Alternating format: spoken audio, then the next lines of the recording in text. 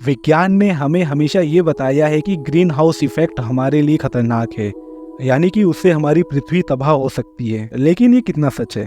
सूर्य की किरणें जब धरती पर पड़ती है तो ये धरती उसकी अधिकतर ऊष्मा सोख लेती है। हमें ये भी पता है कि एनवायरनमेंट के अंदर CO2 यानी कार्बन डाइऑक्साइड गैस भी है, वो भी इन सूर्य की किरणों के कारण गर्म हो जाती है।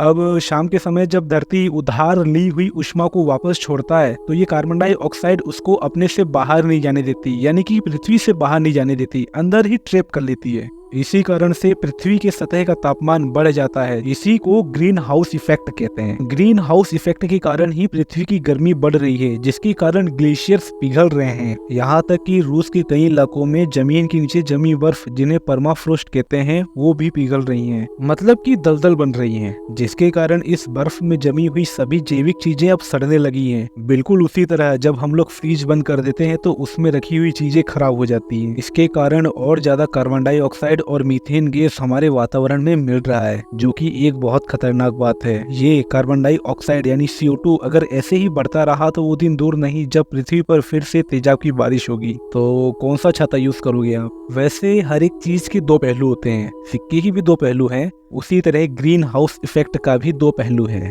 इसी के कारण हमारी धरती का तापमान मेंटेन यानी संतुलित रहता है। अगर ये ना हो तो हमारी धरती एक बर्फ की चादर में लिपट जाएगी। सीधा सीधा कहूँ तो दूसरा हिमयुग यानी कि आइस एज चालू हो जाएगा। कुल मिला के ग्रीन हाउस इफेक्ट जरूरी है, लेकिन एक लिमिट में।